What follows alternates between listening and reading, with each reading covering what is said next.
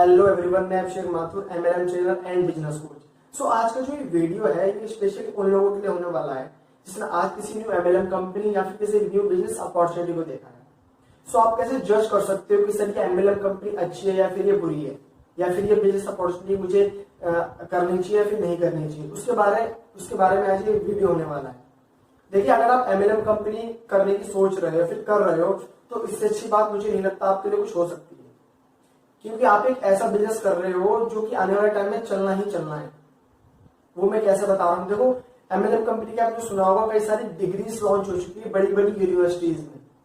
यानी अगर आप एमएलएम कंपनी को आज ज्वाइन कर रहे हो तो आपकी कोई डिग्री कोई पैसा नहीं लग रहा है, बट आने वाले टाइम में अगर आप एमएलएम कंपनी को करोगे तो आपकी पहले डिग्री लगेगी 5-6 लाख रुपए की। या आप ऐसे समझ सकते हो कि जैसे सपोज आज से 40 साल पहले की बात है, 40-50 साल पहले की, जब नए नए फोन बन रहे थे, जब नई गाड़ियां बन रही थी। सोच के देखो, जिसने सबसे पहली जब गाड़ी बनाई थी तो उसने कोई डिग्री लेके क्या गाड़ी बनाई थी? कोई नहीं ना, उसने कोई डिग्री नहीं ली थी, उसने अपने दिमाग से बनाई थी। उसके बाद उसने उसे डिग्री लॉन्च करी।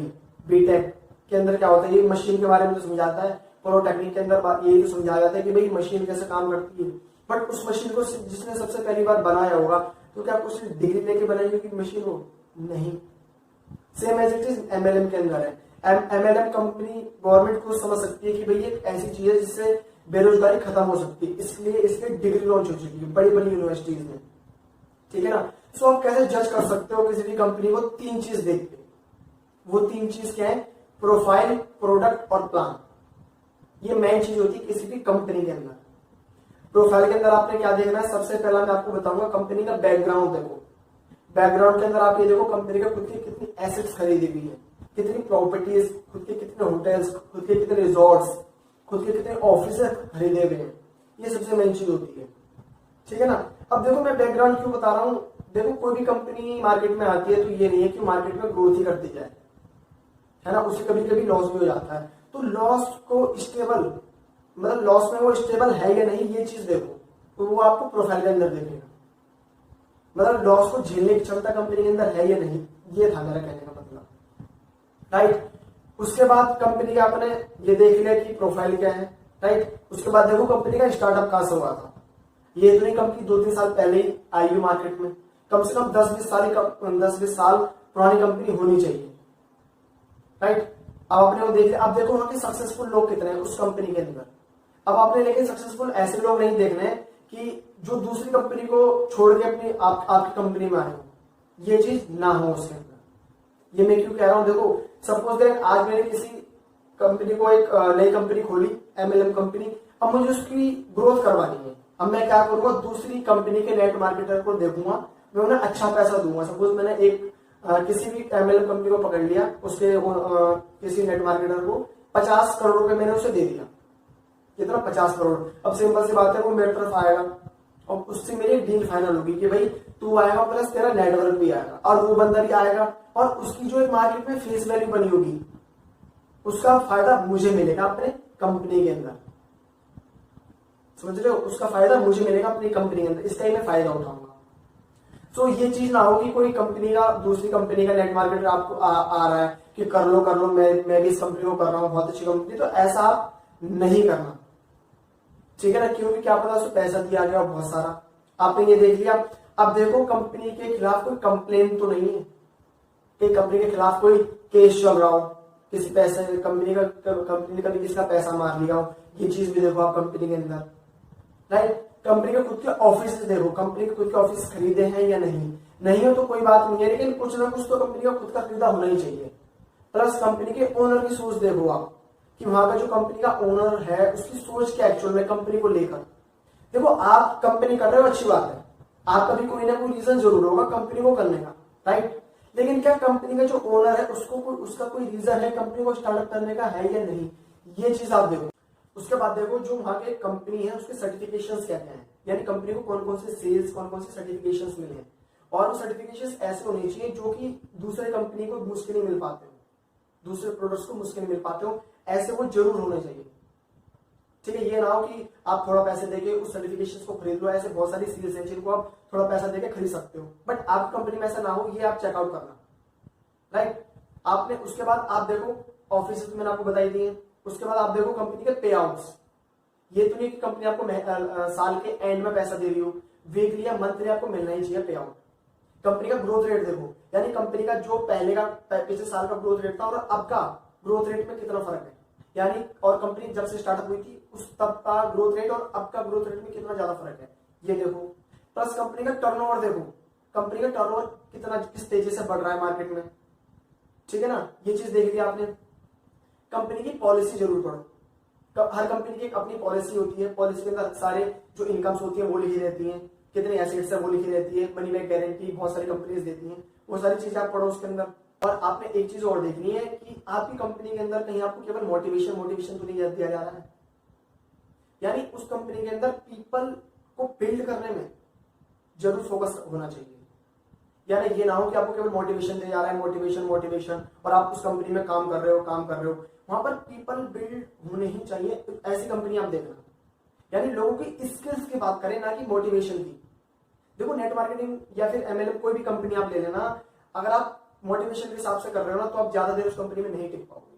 बट अगर आप स्किल्स डेवलपमेंट के लिए उस कंपनी में जा रहे हो तो आप गारंटीड है उस कंपनी में सफल होगे, ठीक है। क्योंकि देखो मोटिवेशन से आप कब तक काम कर लोगे, मोटिवेशन ज्यादा देर काम नहीं करेगा। बट अगर आपके अंदर स्किल्स है तो आप किसी भी इंडस्ट्री में सक्सेसफुल हो सकते हो।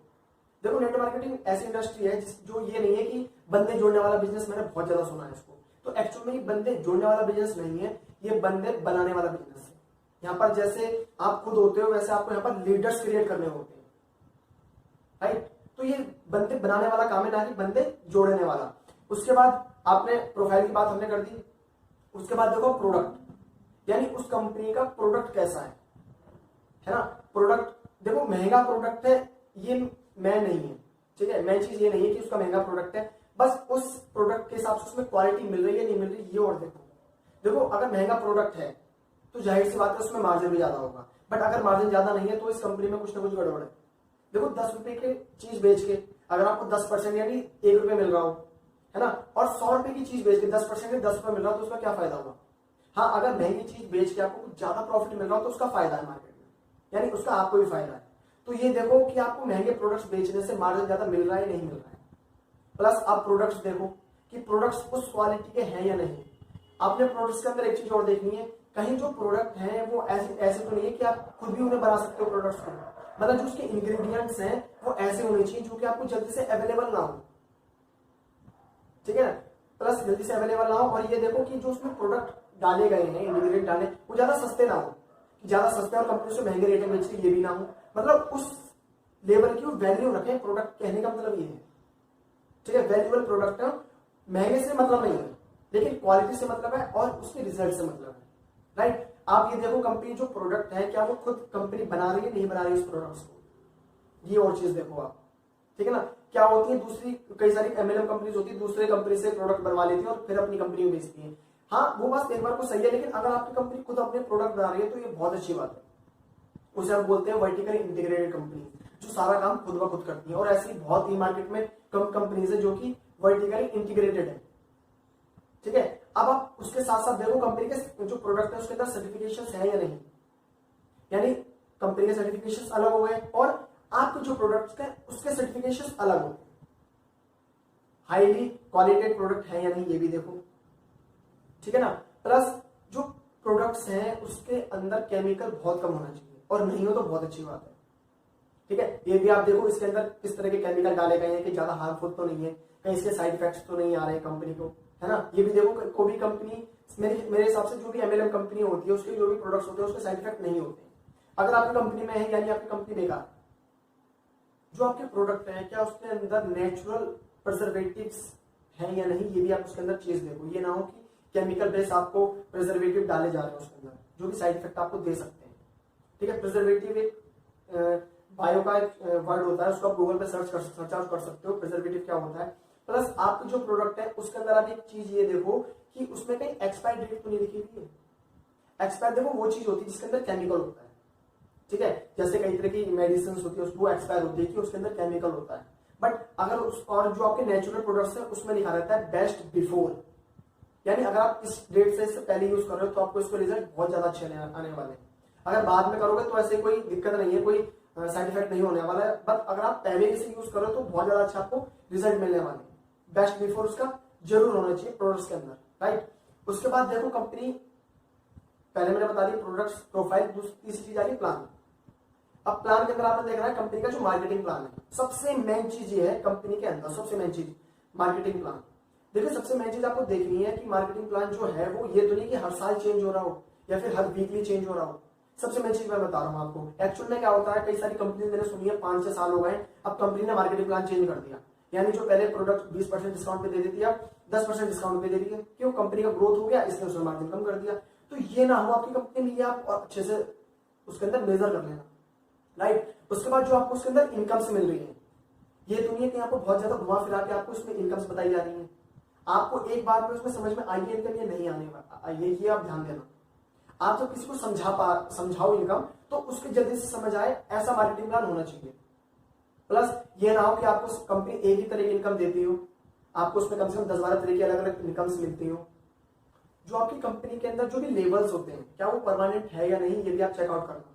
ये ना हो कि अगर आप काम करना छोड़ दो 2 साल बाद, तो आप दोबारा से आपको स्टार्टअप करना हो, तो ऐसा ना हो आपकी कंपनी के अंदर, राइट। प्लस आपको उसमें ये देखना है जो आपको टूल्स मिल रहे हैं, ये तो नहीं है कि छोटे ही लेवल पे आपको टूल्स मिलने स्टार्ट हो गए हो। क्योंकि ना देखो ऐसा होता है कि आपको ना छोटे लेवल पे टूल मिलने लगे तो आप क्या सोचते हो कि बहुत अच्छी कंपनी है, बट कंपनी ऐसी बहुत जल्दी मार्केट से भागती है, ये भी आप देखो। प्लस आपने ये और देखना है आपकी जो कंपनी है, आपको हर महीने कुछ ना कुछ प्रोडक्ट्स बाय करने हैं या नहीं। आपको कई सारे नेट मार्केटर ऐसे मिल जाएंगे मार्केट में कि यार वो बोलते हैं कि आपको ये इतना पैसा एक ही बार लगाना है, उसके बाद जिंदगी में कभी प्रोडक्ट्स नहीं खरीदने।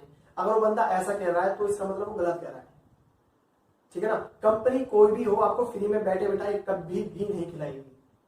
आपको कुछ ना कुछ प्रोडक्ट हर महीने कुछ ना कुछ खरीदने ही होंगे किसी भी एमएलएम कंपनी में, ठीक है ना। सो आई होप आप लोग समझ पा रहे होंगे कि मैं क्या क्या वो सारी चीजें हैं जो कि एमएलएम कंपनी के अंदर या किसी बिजनेस अपॉर्चुनिटी के अंदर आपको देखनी है।